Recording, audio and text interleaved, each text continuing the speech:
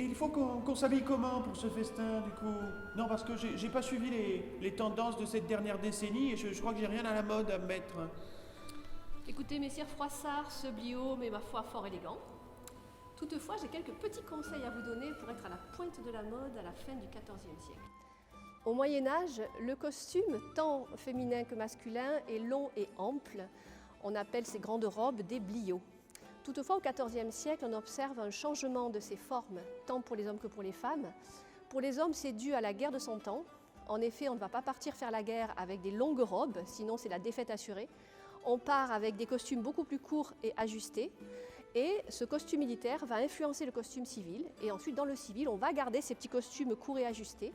On va trouver les termes de cotardie, on va trouver des termes de pourpoint. Comme vous pouvez le voir sur le superbe costume prêté par le théâtre du Capitole, ce superbe pourpoint vert. Et pour les dames, c'est l'arrivée à la cour de France de princesses étrangères telles Valentine Visconti ou Isabeau de Bavière, qui sera reine de France, qui vont amener des nouvelles formes de robes, de costumes, de coiffures, qui vont se mixer avec le goût français et vont donc faire évoluer la mode en ce sens. Le costume, au Moyen-Âge, est un marqueur social. On porte ce que l'on est.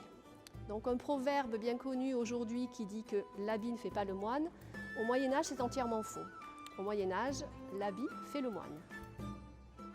Bon, finalement j'ai trouvé ça. Noir et blanc, c'est intemporel, ça ira bien. En attendant de pouvoir venir découvrir cette exposition, préparez-vous pour ce qui va être la Fashion Night de l'année. Pour patienter, retrouvez-nous bientôt sur de nouvelles vidéos.